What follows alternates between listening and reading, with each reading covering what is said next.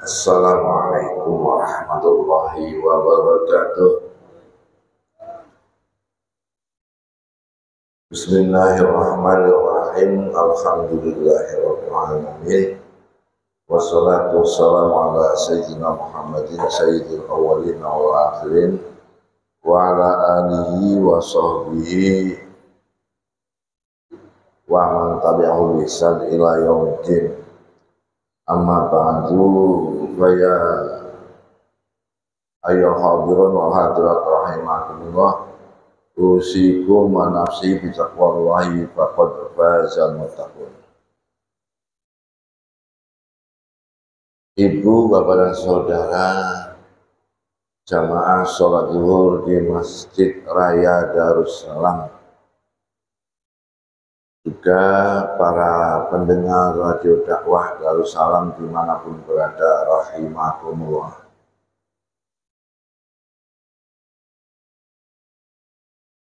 Minggu-minggu yang lalu kita mengutip kitab Alfiyatus Subhat yang kalau saya tidak salah sudah sampai 3 bait. Dari mulai awal wajibin alal insani ma'rifatul ilahi bisiqani,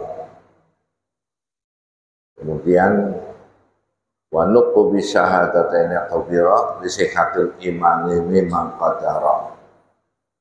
Berikutnya in saddaqal qalbu wa bil a'mali yakunu dha naqsin wa dha kamali. Nah, sebelum saya meneruskan pengajian ini, mari kita berselawat dulu agar kita mendapatkan syafaat dari Rasulullah sallallahu alaihi wasallam. Allahumma shalli ala Muhammad abdika wa rasulika nabiyil ummi.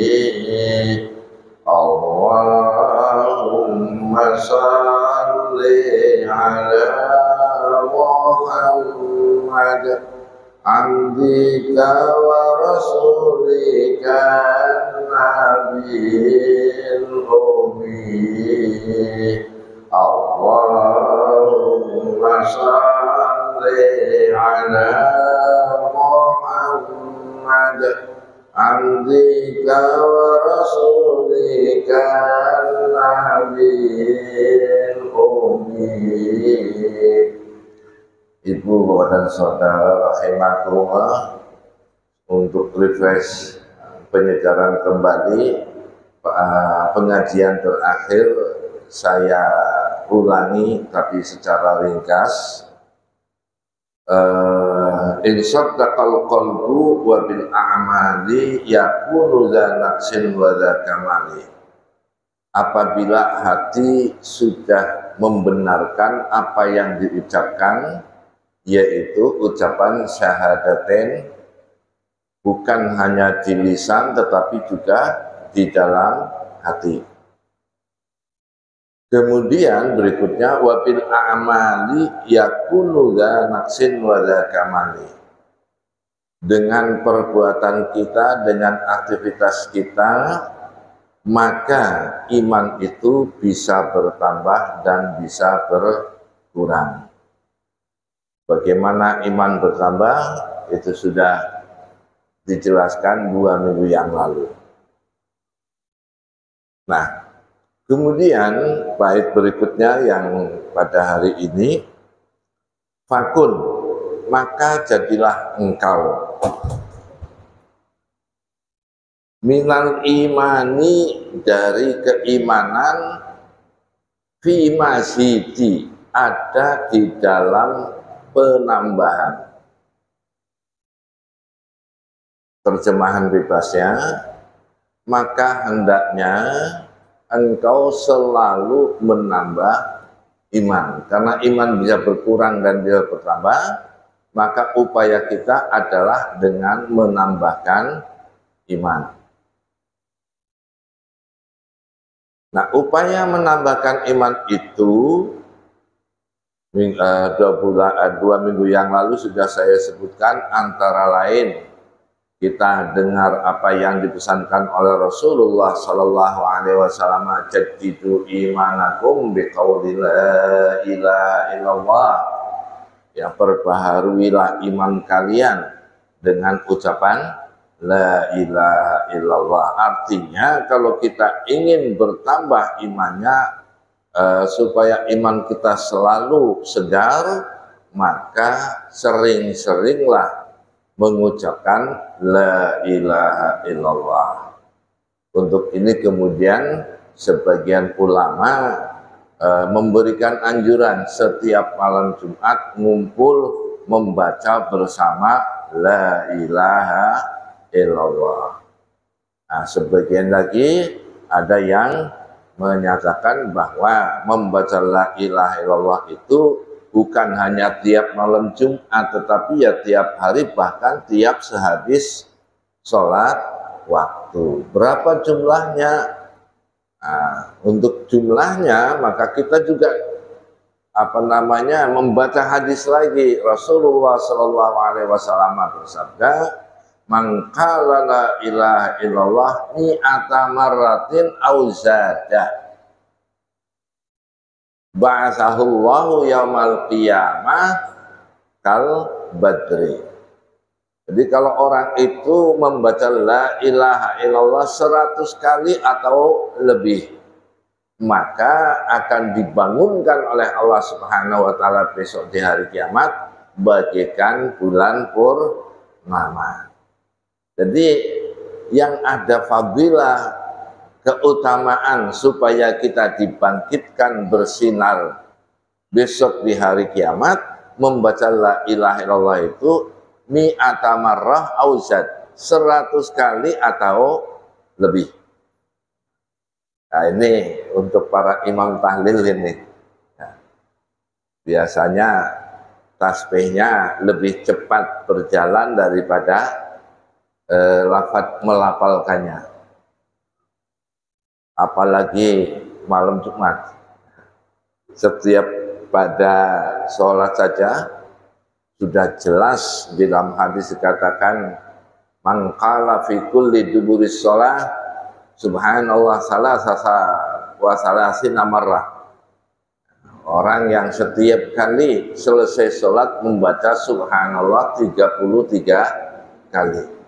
Itu tasbihnya sudah 33, tapi melafalkannya paling bisa kadang hanya 23. Nah, ini kan tetap berpahala memang, tapi kalau pengen mendapatkan fadilah dari ucapan itu, di mana Rasulullah SAW menyatakan ghafarallahu lahu dzunubahu walau kana mislu zabadil bahri. Jadi walaupun dosa kita itu bagaikan buih di laut saking banyaknya, semuanya diampuni oleh Allah Subhanahu wa taala, asal tiap kali habis sholat maktubah membaca subhanallah 33 kali, alhamdulillah 33 kali, Allahu Akbar 33 kali. Ya harus 33. Jangan lebih, jangan kurang. Lah ini sudah pakai tasbih-tasbihnya sudah diciptakan ya. 33 itu per batas. Tapi nariknya cepat. Ini imam bertanggung jawab ini. Kalau makmumnya karena ikut imam, ya dianggap 33. Tapi imamnya kalau nggak sampai 33, ya bertanggung jawab di akhirat nanti. Bisa yang makmumnya mendapatkan ampunan dari Allah, imamnya malah nggak dapat. Makanya enak jadi makmum itu. Ya, ini sekalian mengingatkan kembali ya. Kalau tahlil itu biasanya Pak maunya cepat, baca la ilaha illallahnya itu sering kurang dari 100. Ya, padahal yang mendapat fadilah itu kalau udah 100. Bahkan auzada, kalau lebih nggak apa-apa. Nah, kalau lebih nggak apa-apa. Tapi kalau kurang, ya berarti tidak mendapatkan fadilah. Kalau bisa ini, kalau bisa ya, misalnya ini Pak, soalnya waktunya mepet, ya sudah yang lain-lain nggak usah dibaca. Kan yang lain-lain baca apa? Kulhu 3 kali, kul a'udzu birafalaq, kul a'udzu binnas. Wong namanya tahlil itu dari kata halala yuhallilu tahlilan, artinya mengucapkan la ilaha illallah. Jadi acara pokok dalam tahlil ya itu. Ini kadang-kadang ditambah yang lain. La ilaha illallah Muhammad Rasulullah, la ilaha illallah Muhammadun Habibullah, la ilaha. Panjang sekali, tapi baca la ilaha illallahnya tidak mendapatkan keutamaan. Pahala tetap dapat dong, tiap zikir itu walaupun sekali zikir itu tetap dapat pahala. Tapi kalau tidak memenuhi angka yang ditetapkan oleh Rasulullah SAW, maka janji Rasulullah yang ada di dalam hadis itu tidak bisa dipenuhi. Ya. Makanya ini yang pada ngaji nanti kalau tahlil di kampungnya masing-masing, imamnya baru 33 kali berhenti protes ya. Pak Imam itu nggak dapat fadilah, itu harus 100 itu. Hadirin hadirat rahimakumullah, bukan berarti saya itu ngajari menjadi orang tukang protes ya, tetapi saling mengingatkanlah. Tadi fakun minal imani fi masjidi, jadilah engkau orang yang selalu memperbaharui iman atau menambah iman atau menyegarkan iman. Caranya dengan sering membaca la ilaha illallah. Kemudian selain itu juga seperti yang minggu lalu disampaikan, sering mendengarkan Al-Quran. Karena sebagai tanda orang yang beriman adalah orang yang senang mendengarkan Al-Quran. Loh, kenapa enggak membaca? Membaca Al-Quran sudah jelas fadilahnya. Cuma kalau kita membaca Al-Quran kemudian membacanya itu tidak benar, Quran tidak memberikan syafaat, malah akan memberikan laknat. Rasulullah SAW bersabda, "Rubbatalin lil Qur'ani wal Qur'anu yal'anu." Banyak orang membaca Al-Quran, tetapi Al-Qurannya bukan memberikan syafaat, malah memberikan laknat. Kenapa ada orang baca Quran malah dilaknat? Karena bacanya nggak benar. Kenapa nggak benar? Karena nggak mau ngaji.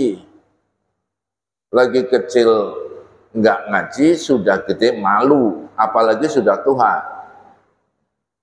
Nah, ini kalau bicara tua ini ya sekedar menceritakan salah satu murid saya yang kemudian bisa melanjutkan S2-nya di PT IKI Jakarta. Nah, dia mengajar Al-Quran di Quranic Learning Center. Quranic Learning Center itu ya kalau bahasa ininya pusat pembelajaran Al-Quran.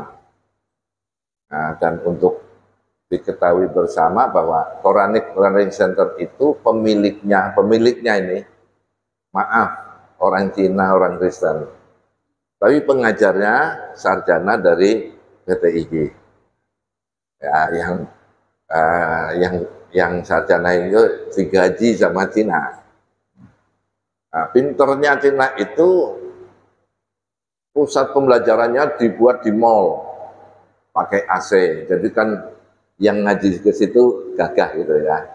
Kalau ngaji kok di musola kotor lagi misalnya, kurang gengsi. Kalau ini di mall ya pakai AC, jadi nah yang ingin saya ceritakan begini, ada orang yang bayarnya mahal itu ya, kalau nggak salah antara 5 sampai 10 juta untuk bisa baca Al-Quran. Nah, kalau di sini gratis ya, disuruh bayar rapat wali murid, ya bayar sepakat 1 bulan berapa, 50.000, pas ditagih anu ya udah bayarnya pakai anu sajalah. Bisa dipetik apa namanya hikmah dari cerita ini. salah seorang peserta ditanya, Bapak aslinya mana? Ini saya ceritakan karena kebetulan dia aslinya Samarinda. Saya juga agak gimana itu ya. Santri saya cerita, ada orang Samarinda ngaji sama saya di Jakarta, di Blok M. Jadi kenapa jauh-jauh ke Samarinda? Saya punya guru malah merantau di Samarinda. Kenapa nggak ngaji sama dia? Kenapa ngajinya ke Jakarta? Katanya, kalau saya ngaji di Samarinda gengsi Pak. Nanti mertua saya, anak-anak saya pada tahu kalau saya nggak bisa baca Al-Quran. Ya. Nah ini maksud saya dengan cerita ini memang ada beberapa gelintir orang sudah nggak bisa ngaji, gengsian, ya, akhirnya bayar mahal itu. Hadirin hadirat rahimakumullah, tadi ingin menyampaikan tentang bertambahnya iman. Membaca Al-Quran juga punya fadilah menambah iman, karena Quran akan memberikan syafaat kepada pembaca kalau bacanya benar. Nah banyak ya, di antara kita yang sering salah itu ya yang sudah kelas tajwid menengah ke atas lah. Kalau tajwid yang dasar-dasar sudah banyak yang benar. Misalnya idgham, ikhfa itu udah benar. Mad juga sebagian ada yang benar. Yang sering itu salah dalam membaca wakaf dan wasal. Jadi gini, saya contohkan Fatihah saja yang pada hafal. Kalau kita baca Fatihah, ayat per ayat itu harus disela dengan nafas. Bismillahirrahmanirrahim. Alhamdulillahirabbil alamin. Ar-Rahmanir-Rahim. Maliki yaumiddin. Padahal tulisannya Rabbil alamina. Ar-Rahmanir-Rahimi. Maliki yaumiddin. A enggak dibaca. Dibaca sukun semua. Ini wakaf. Nah, karena nafasnya panjang, orang suka nyambung, namanya wasal nyambung itu. Bacanya gimana yang benar? Yang benar adalah harokat asli dibaca. Alhamdulillahi rabbil alamin arrahmanir rahim maliki yaumiddin. Nah ini bacanya Alhamdulillahi rabbil alamin arrahmanir rahim maliki yaumiddin. Dikatakan wasal kok harokatnya nggak terbaca, dikatakan wakaf kok nyambung terus gitu. Ini contoh. Dan itu banyak, udah jadi imam ya. Bacanya masih gitu, kasihan makmumnya ya. Nah, kalau Imam Syafi'i mengatakan kalau imam itu bacaan Qur'annya salah satu huruf saja maka sudah tidak sah sholatnya. Itu Imam Syafi'i, bukan saya. Hadirin hadirat rahimakumullah, saya ingin menyatakan baca Al-Quran jelas dapat syafaat. Lah sekarang kalau kita memang nggak bisa baca, ya nggak usah baca. Terus bagaimana untuk mendapatkan syafaat dari Al-Quran? Ya mendengar. Bukan mendengar saja, mendengarkan dan memperhatikan. Nah, itulah makanya kemudian sesuai dengan yang dicontohkan oleh Rasulullah SAW, saya sering mengatakan dicontohkan karena apa? Zaman now ini suka ada ustadz dadakan yang mengatakan kalau nggak ada contohnya dari Nabi nggak usah dipakai. Nah, Nabi mencontohkan begini, setahun sekali Nabi membaca Al-Quran, malaikat Jibril diminta untuk mendengarkan. Nanti kalau ada yang lupa-lupa diingatkan. Nah pada tahun terakhir Nabi hidup, artinya pada tahun itu meninggal, itu bahkan diperdengarkan kepada malaikat Jibril sampai 2 kali. Nah ini dicontoh oleh para kiai, para ulama yang hafal Quran, minta santrinya, para santri, ayo dengerin saya baca Al-Quran. Ya, kalau teman saya di sini di perumahan yang masuk sebelahnya kepolisian, ada perumahan masuk itu dia pakai istilah tasmi'. Jadi menurut dia, ayo jamaah bertasmi' Al-Quran. Kalau di Jawa itu istilahnya semaan. Mari kita semaan Al-Quran. Yang baca dapat pahala sudah jelas, yang mendengarkan dapat pahala, dan kemarin sudah saya sampaikan dapat 2 keuntungan. Yang pertama, bertambahnya iman, ada kaitannya dengan materi. Yang kedua, mendapatkan rahmat dari Allah Subhanahu wa Ta'ala. Baik, jadi fakun minal imani fi mazidi, maka jadilah engkau orang yang selalu memperkuat iman. Kemudian wa fi ta'atil qalbi za tajdidi. Jadi samping kita mengamalkan juga taatnya hati. Maksudnya taatnya hati itu ya amalan hati itu juga bisa memperbaharui iman atau memperkuat iman. Yang dimaksud dengan ta'atul qalbi itu ya kita memiliki hati yang bersih, yang senang berbaik sangka, yang menyayangi, yang mencintai, ya. Bukan hati yang suka membenci, hati yang suka memaki, ya. Nah, ini fakun wa fi ta'atil qalbi za tajdidi. Nah, bagaimana hati supaya selalu baik? Maka Imam Ibnu Ruslan mengatakan bikasati sholati wa ta'ati wa tarki ma lin nafsi min syahwati. Bikasati sholati, dengan memperbanyak sholat. Kata sholat itu bisa berarti ya sholat sunnah diperbanyak, tapi bisa juga berarti membaca sholawat.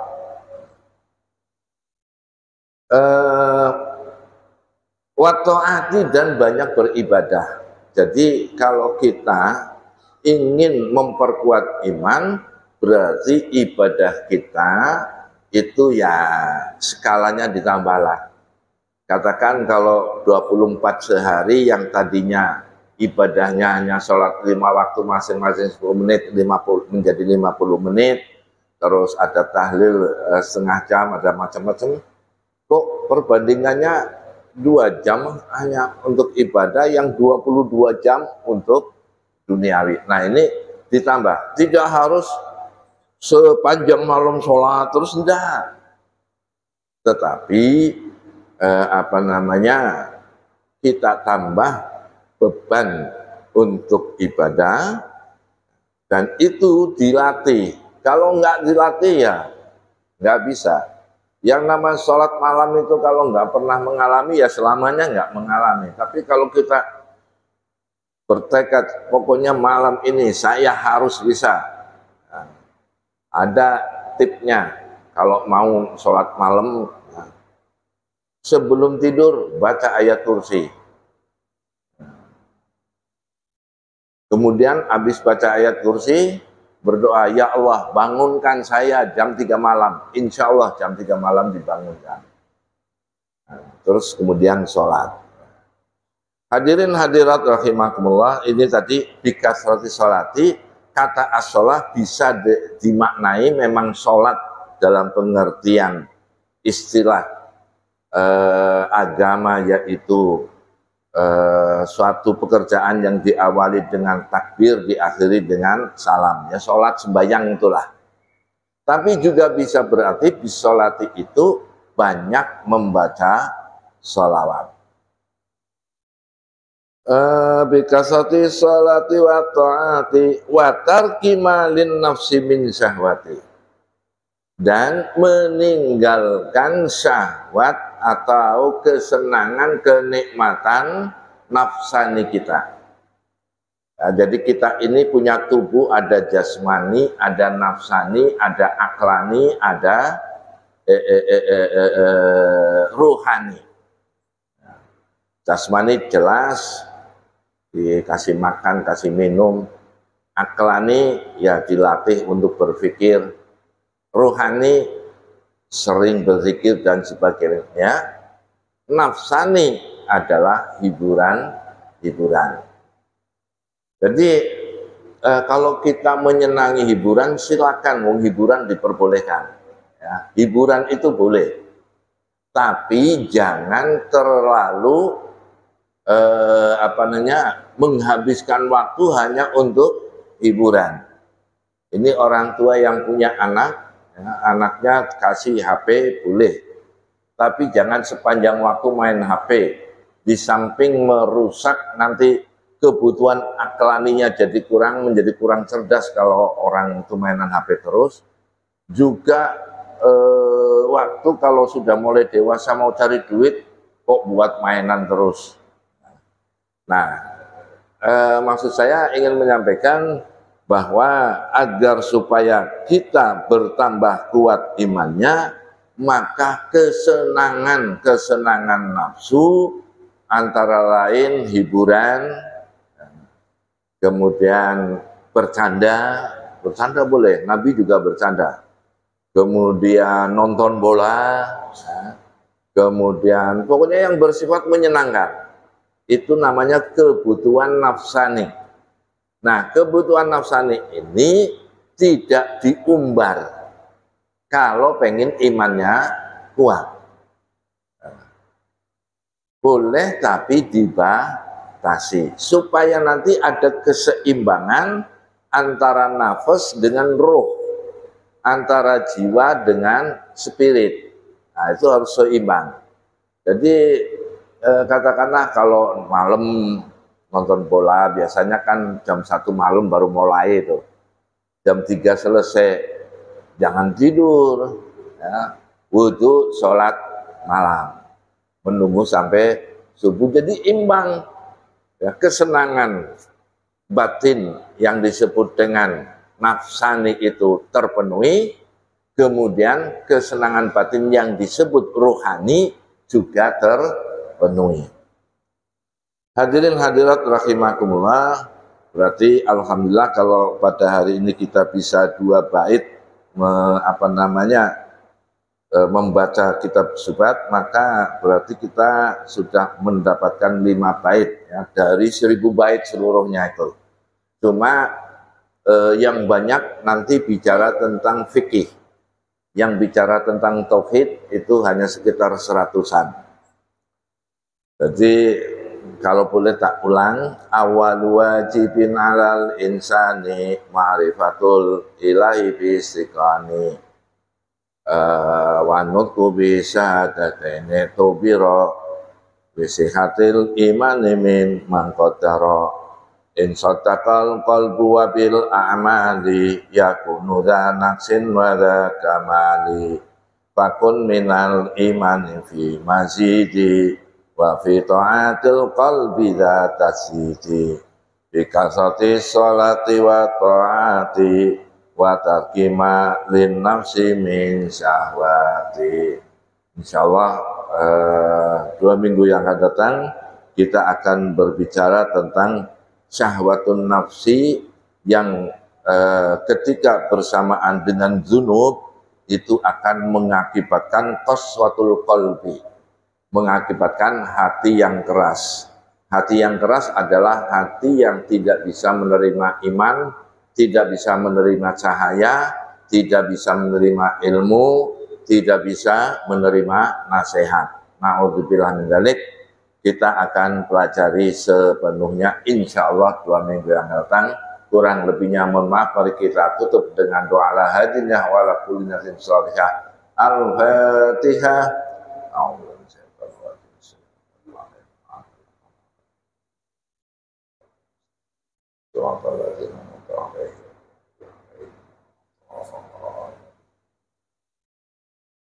Allahumma sholli ala Muhammadin abdika wa rasulika nabiyil ummi. Allahumma وإليك المستجاب وأنت المستعان ولا حول ولا قوة إلا بالله العظيم.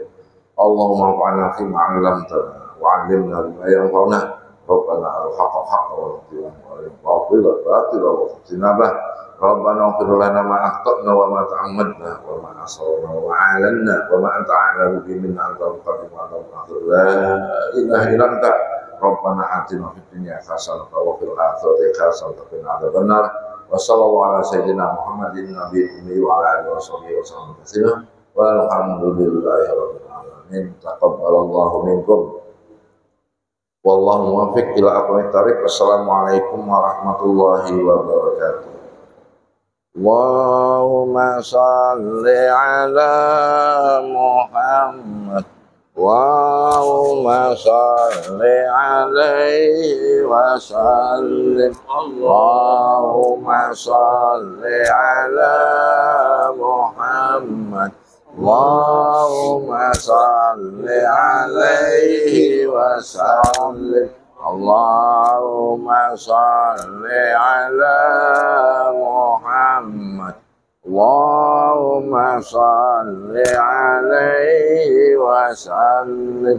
Allahumma salli ala Muhammad Rasulullah. Ya Rabbi salli alaihi wa sallim Habibullah. Minna wa minkum taqabbal ya karim.